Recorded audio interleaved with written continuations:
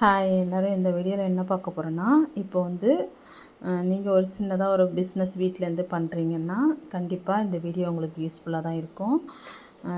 நான் வந்து beads bracelet வந்து பிஸ்னஸ் வந்து ஸ்டார்ட் பண்ணேன். இது வந்து யூடியூப்பில் அந்த இன்ஸ்டாவில் எல்லாம் போட்டு அப்புறம் வந்து அக்கம் பக்கத்தில் தெரிஞ்சவங்கள்ட்டெல்லாம் சொல்லி கொஞ்சம் சேல் பண்ணேன். நம்ம ஃபஸ்ட்டு ஸ்டார்ட் பண்ணிட்டோம், எடுத்தோடனே நமக்கு நல்லா சக்ஸஸ்ஃபுல்லாக போகும் அப்படின்னு நினச்சிட்டு நம்ம ஆரம்பிப்போம். ஆனால் சரியாக போகலைன்னா அதை கொஞ்ச நாள்லே நம்ம விட்டுடுவோம். அது மாதிரி இல்லாமல் கண்டிப்பாக ஒரு 3 மந்த்ஸ் ஆச்சு அதை நம்ம வந்து ரொம்ப போராடி தான் நம்ம வந்து நம்மளுடைய சேல்ஸை வந்து நம்ம இன்க்ரீஸ் பண்ண முடியும். கண்டிப்பாக பொறுமை வேணும். ஒரு 3 மந்த்ஸுக்காச்சும் நமக்கு ரொம்ப ஸ்லோவாக தான் ஆகும்.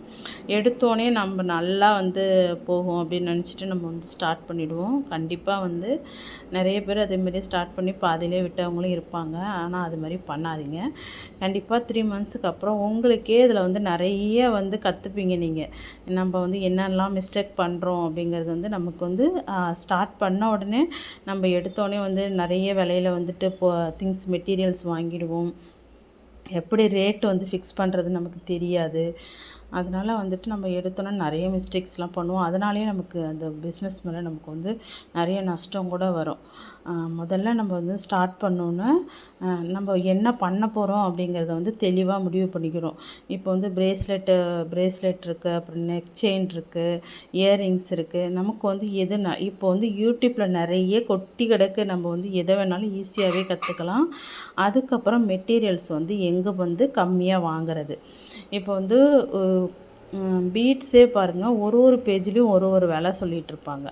நம்ம வாங்கி விற்க போகிறோங்கிறதுனால நம்ம வந்து அதிகமான விலையில் வாங்கி அந்த ரேட்லேயே நம்ம வந்து பிரேஸ்லெட் மேக் பண்ணும்போது நம்ம வந்து கண்டிப்பாக அது வந்து சொதப்பிடுவோம். ஏன்னா நம்ம வந்து ஒரு பீட்ஸை வந்து ஒரு 45 ரூபாய்க்கு வாங்குகிறோம், கிராக்கல் பீட்ஸு அப்படின்னு சொல்லிட்டா, அப்போ அதோடய பிரேஸ்லெட்டும் நம்ம விலை அதிகமாக விற்கணும். ஆனால் அதுவே இன்னொரு பேஜில் பாருங்கள், அந்த பிரேஸ்லெட் கம்மியாக இருக்கும். ஏன்னா அவங்க வந்து ஹோல்சேல் ப்ரைஸில் வந்துட்டு கம்மியாக வாங்கிட்டு வந்திருப்பாங்க. அதனால் விலை கம்மியாக கொடுப்பாங்க. இப்போது யார் கம்மியாக கொடுக்குறாங்களோ அவங்கள்ட்ட தான் பிரேஸ்லெட்டும் வாங்குவாங்க. அப்போ அதுலேயுமே நம்ம சொதப்பிடுவோம்.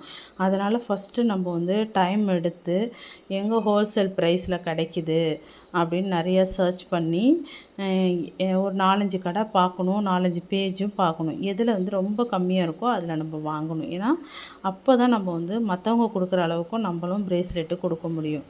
அதில் வந்து நம்ம வந்து அதிகமாக வாங்கிட்டு மெட்டீரியல் அதிக விலைக்கு வாங்கிட்டு நம்ம கம்மியான விலைக்கு கொடுத்தாலும் நமக்கு நஷ்டமாகும். விலை அதிகமாக வச்சாலும் நம்மள்ட்ட வாங்குறதுக்கும் யோசிப்பாங்க. அதை முதல்ல நம்ம நல்லா தெளிவாக தெரிஞ்சுக்கணும். இதெல்லாம் தெரிஞ்சுட்டு நம்ம ரொம்ப பொறுமையாக வந்து எதில் வந்து மார்க்கெட்டிங் பண்ணுறது, இது எப்படி இல்லைனா பக்கத்தில் இருக்கிற ஃபேன்சி ஸ்டோர்ஸு, சின்ன சின்ன ஃபேன்சி ஸ்டோர்ஸ்லலாம் போயிட்டு நம்ம கேட்கலாம்.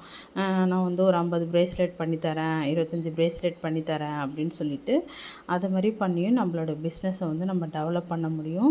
எடுத்தோடனே ரொம்ப லாபம் வரும்னு நினச்சிட்டு நம்ம வந்து பண்ணக்கூடாது. நம்ம ஒரு ஏமாற்றமானோன்னு டக்குன்னு நம்ம அந்த பிஸ்னஸை விட்டுடுவோம். அதுமாரி பண்ணாமல் கண்டிப்பாக பொறுமையாக இருங்க. கண்டிப்பாக சக்ஸஸ் கிடைக்கும். இந்த வீடியோ பிடிச்சிருந்தால் கண்டிப்பாக லைக் பண்ணுங்கள், சப்ஸ்கிரைப் பண்ணுங்கள், சப்போர்ட் பண்ணுங்கள். தேங்க்யூ. தேங்க்ஸ் ஃபார் வாட்சிங்.